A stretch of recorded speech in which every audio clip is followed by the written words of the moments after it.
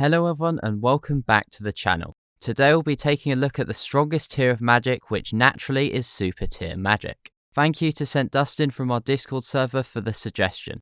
Despite being called magic, super tier magic acts very differently to the 0th to 10th tiers that come before it. Rather than consuming MP, it acts more like an ability and goes on cooldown once used, with the main drawback being its massive cast time that leaves the caster vulnerable for its duration.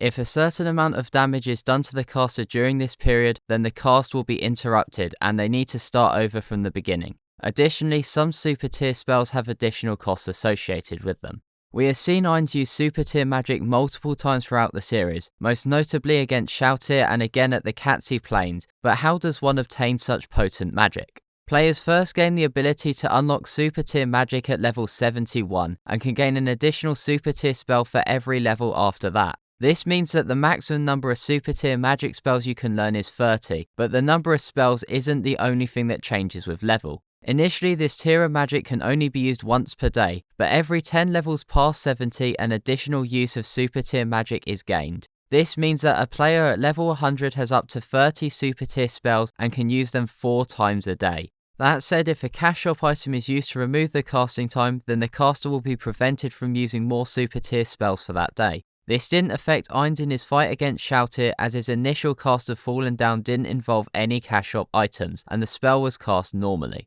Even if cast normally though, there is a cooldown period that affects not only caster but the caster's entire team. This was to prevent guild wars being nothing more than a barrage of super tier spells. And finally, there are no class exclusive super tier spells, although class specific skills could enhance the strength of certain spells. Moving on to the spells themselves, we'll start with the spell we mentioned earlier, Fallen Down. For the most part, this spell is self-explanatory. It causes a pillar of blue light to erupt into the sky that burns so brightly the world appears to turn white, before leaving a cindering crater in its place. The hidden aspect to this spell, however, is the fact that it deals massive damage to undead, making it a particularly fitting choice for Ainz to have used against Shalltear. Moving on, we have the super tier spells Pandemonium and Pantheon, with both being able to summon 6 level 80 monsters. Pandemonium summons demons and Pantheon acts as its counterpart, summoning angels or more specifically cherubim gatekeepers. Cherubim gatekeepers are high tier angels with the head of a lion and clad in armor. They wield a lance of fire in one hand and a shield with an eye pattern on the other. Additionally, they have 4 wings, 2 of them being outstretched and the other 2 folded around them for protection, similar to how Albedo's wings are when they are in resting position. Cherubim Gatekeepers are the same creatures that Ainz summoned using Pantheon in the first episode of Season 4. Unlike in the light novel, the casting of Pantheon was skipped, and some of the Gatekeepers' features had also changed, such as their lion's head and mane. Up next we have Judgement of Osiris. Osiris is the ancient Egyptian god of fertility and agriculture, as well as life, the afterlife, the dead, and resurrection. Osiris was the king of death, and as such he was the judge of the dead. As the one who judged the karma of others, it makes sense his spell also relates to karma. Judgement of Osiris allows the caster to manipulate karma values, meaning it can lower negative karma ratings to make them even lower and raise positive ones even higher. This can be useful for abilities such as warrior Takamagazuchi's Bright King combo, which deals increased damage the lower the target's karma rating is. And yes, Slifer the Sky Dragon was also originally called Osiris after the same god. Another super tier spell we got to see was Creation, and we saw it when Ainz went to warn the lizardmen of Cocytus' impending attack. Creation has the ability to change the terrain, with its most common applications in Yggdrasil being to guard against the heat of volcanoes or the cold of freezing lands. Lord Ainz's experiments have also revealed that the area of effect of this spell is large enough to cover the entirety of the 8th floor.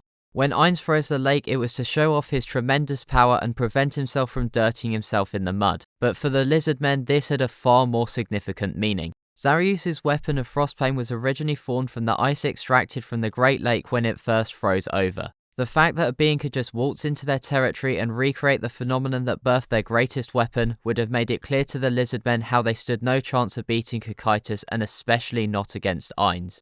The fact the material for Frostplane was naturally occurring is also likely the reason why Frostplane is the only unique weapon Ainz has managed to recreate. The next spell we know of is the Sword of Damocles. The legend of the Sword of Damocles refers to a rich and powerful yet tyrannical king from Sicily in ancient Greece. This occurred around the time of the 4th and 5th centuries BC.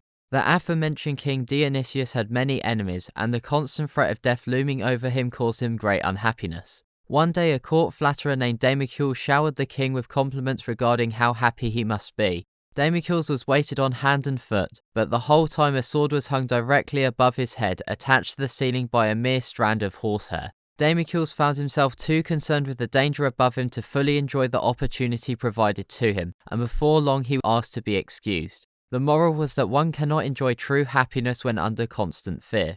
As for the weapon itself, it was described by a guild member of Ainz as an orbital weapon designed to target structures. Its orbital nature in reference to the suspended nature of the sword from the tail. Among Lord Ainz's spell set is the next spell, Wish Upon a Star. Wish Upon a Star grants a wish desired by the caster in exchange for the user's experience points. These wishes weren't as simple as a request either. You were randomly given options to choose from, with some wishes being more common than others. The cost for this was 10% of the player's total experience per wish option, so it was possible to give up 10% and be granted a single option, or say 50% of your experience and have 5 options to choose from. Even when selected, the wishes didn't always come true and the experience was still burnt regardless. There were naturally limitations to this, as it was only super tier magic, and more extreme wishes would require the world item Ouroboros. The difference between the two is that Wish Upon a Star had over 200 preset wishes, while Ouroboros would allow the player to make any request from the devs.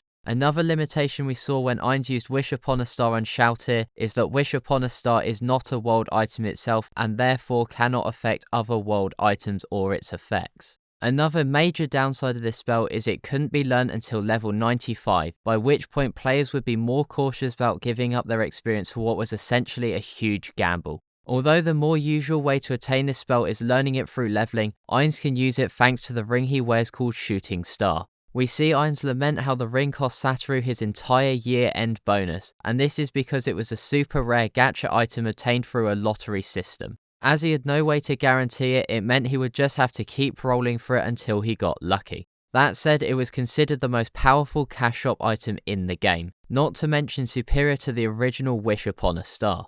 The item Shooting Star came with no cast time, and you are more likely to get better options and fewer joke options from using the ring. Furthermore, by sacrificing large amounts of XP such as 500% of your total experience pool or 5 levels, one could grant even greater wishes. The maximum cap of 10 options to pick from would still come into effect though.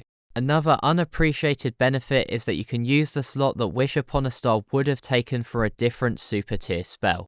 In the New World, experience is still consumed, but it now has far more possibilities and could make the impossible possible. One possibility is that it may be possible to steal talents, with Ainz coming to the conclusion that he could use Shooting Star to steal Nferia's talent to use any magical item. And finally, we have La Shub-Niggurath, which is a spell used by Lord Ainz at the Catsi Plains. This is a massive area of effect black cyclone that causes instant death. After their enemies had perished, they would become sacrifices to summon Dark Youngs that are over 90 in level. When Ainz used the spell at the Catsi Plains, he remarked that he had set a new record for how many Dark Youngs had been summoned in a single cast. This is because the spell cannot affect beings with no life such as undead and golems. As the cyclone causes instant death, it also cannot affect those with instant death resistances, which was common amongst high-level players in Yggdrasil. Between these two factors, it would have been rare to impossible to see this many beings that could be killed by the spell gathered in a single battle, hence why a new record for the number of Dark Young summoned was made.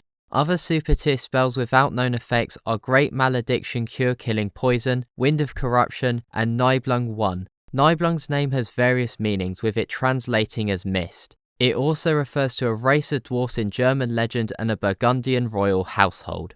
Web novel exclusive spells are Dark Dream, End of Earth, Summoning of an Avatar of God, and the Book of Revelation's Malevolent Locust / Disaster of Abaddon's Locust. Abaddon being a biblical name for the devil. And that wraps up about everything, so let me know your thoughts down below. If you enjoyed, a like and subscribe would be greatly appreciated, as it really helps out the channel. Our Discord server is linked in the description, so please feel free to join that, and thank you once again to Q Mystic for the incredible thumbnails. Their channel is also linked in the description down below. With all that said, thank you very much for watching, and I hope you have an awesome day.